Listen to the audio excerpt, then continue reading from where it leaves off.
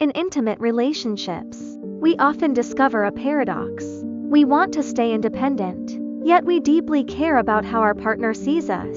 A single word, a fleeting expression from them, and our emotions can shift entirely. Maybe your partner came home and seemed distant, and suddenly you're replaying the entire day in your mind. Did I say something wrong? Are they upset with me? Or perhaps they made an offhand comment about your work, and even though it was minor, you find yourself still thinking about it days later. Why does this happen? Does it mean we are too dependent? Not independent enough? From a psychological perspective, not at all. The reason we care isn't dependency. It's part of our fundamental emotional architecture. Let's explore 4 psychological theories that explain what's really going on. Our sense of who we are isn't formed in isolation. Social psychologist Charles Cooley introduced the concept of the looking glass self. We come to know ourselves through the reactions of others. And in intimate relationships, our partner becomes the most important mirror. Their opinions, attitudes, and feedback don't just affect our confidence in the relationship, they quietly shape our entire self-concept. Think about it this way. Imagine you're passionate about a creative project, maybe you're writing, painting, or starting a business. You excitedly share your ideas with your partner. If they light up and say, "This is amazing. I can see how much this means to you," you feel validated. You think, "Yes, I am creative, I am capable." But if they seem distracted or say, "That's nice, but is it practical?" suddenly you start doubting yourself. Not just the project but your identity as a creative person. This happens because in that moment, your partner's mirror is reflecting back an image you don't recognize, and it shakes your sense of who you are. So when we care about how our partner sees us, we're actually asking, am I truly understood in this relationship? Does this person see the real me? This isn't dependency. It's a reflection of our inherently social nature. Attachment theory, developed by John Bowlby and Mary Ainsworth. It tells us that everyone activates an emotional pattern in relationships one formed early in life. These patterns include secure, anxious, avoidant, or disorganized attachment styles. When we care about our partner's perception, it's often because our attachment system has been triggered. We fear losing connections. We fear being misunderstood, rejected. Those with anxious attachment styles especially tend to interpret their partner's mood shifts as personal rejection. Your partner takes longer than usual to text back. Instead of thinking they're probably busy, your mind goes to they're losing interest. I did something wrong. They are pulling away.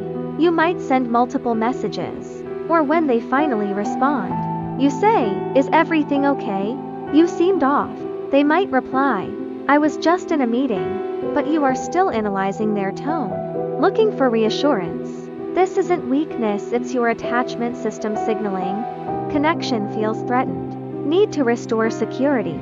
But even securely attached people want to be seen and understood. The difference is in how they handle it. A secure person might feel hurt when their partner snaps at them, but thought, "That wasn't about me."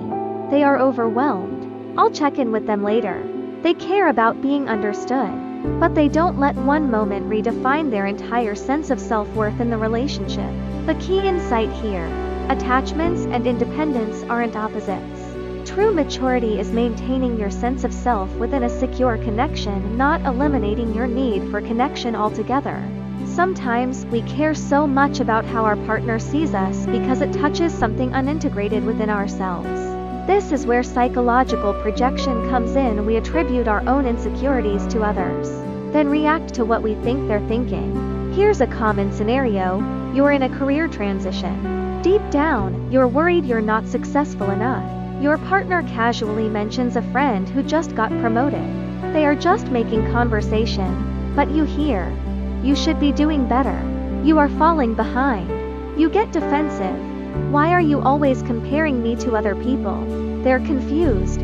"I wasn't comparing you to anyone." But the wound isn't really about what they said, it's about your own fear that you're not measuring up. You projected that fear onto them. This is a psychological defense mechanism. We seek external validation to stabilize internal insecurity. So rather than caring how they see us, we are really asking, can I see an affirmative version of myself in their eyes? The solution isn't to stop caring, it's to become aware of when we're reacting to our own projections versus what's actually being communicated. When your partner's reaction bothers you, pause and ask, is this about what they actually said, or what I feared they meant? Am I reacting to their words, or to my own insecurity? Psychologist Stephen Mitchell introduced a powerful concept, psychological visibility. It refers to whether we feel truly seen in a relationship, not our appearance, not our actions, but our inner feelings and intentions. When someone feels understood by their partner, that sense of being seen creates deep psychological safety. Conversely, when our emotions are ignored or misunderstood, we become anxious, over-explain, over-care. Let me paint you a picture. You've been managing everything at home: groceries, bills, scheduling, emotional support for everyone. You are exhausted. Your partner comes home and says, "What's for dinner?" You explode. "Why is that always my problem?" They're shocked. "I was just asking." But you are not angry about the question. You are angry because you feel invisible. All the work you do goes unseen, unacknowledged. You care so much about their perception because you need them to see the full picture of what you're carrying. In those moments, we're not trying to control the other person, we're longing to be seen. This is a profoundly human psychological need. Dr. John Gottman's research found that successful couples respond to each other's bids for connection, small moments where one partner reaches out for attention, affection, or acknowledgement. When these bids are met, people feel visible. When they are missed or rejected, people feel invisible, and that's when the anxiety about "what does my partner think of me?" intensifies. Understanding why we care is the first step. But how do we handle these feelings in a healthy way? First, communicate your need to be seen directly. Instead of saying, "Why don't you ever appreciate what I do?" try this: "I need you to know that I've been working really hard on this project, and it would mean a lot to me if you acknowledged it." This isn't neediness, it's psychological honesty. You're giving your partner a roadmap to understand you, rather than expecting them to guess. Second, build internal validation alongside external. Work on knowing yourself independently of your partner's opinion. Write down 3 qualities you value about yourself and find evidence for these qualities from your own actions, not others' feedback. For instance, I know I'm a caring person because I checked in on my friends when they were struggling, because I volunteered, because I notice when others are hurting. My partner being distracted today doesn't erase that truth. When your partner's reaction shakes you, return to this internal knowing. Third, create rituals of visibility. Build regular moments where you both practice seeing each other. This could be daily check-ins where you ask, "What was your high and low today?" and really listen. Or weekly appreciations where you say, "Something I noticed about you this week." These rituals create consistent psychological visibility, reducing the anxiety that comes from feeling unseen. Finally, practice repairing when you misread each other. You won't always get it right. Neither will your partner. When you realize you projected your insecurities onto them, said, "I'm sorry I got defensive earlier. I realize now that you weren't criticizing me, I was feeling insecure about my own performance. That wasn't fair to you." Repair is what transforms moments of disconnection into deeper understanding. Here's the truth: caring about how our partner sees us doesn't mean we lack independence. It's because of intimate relationships, by their very nature, involves mutual reflection. We are social creatures. We need to be seen.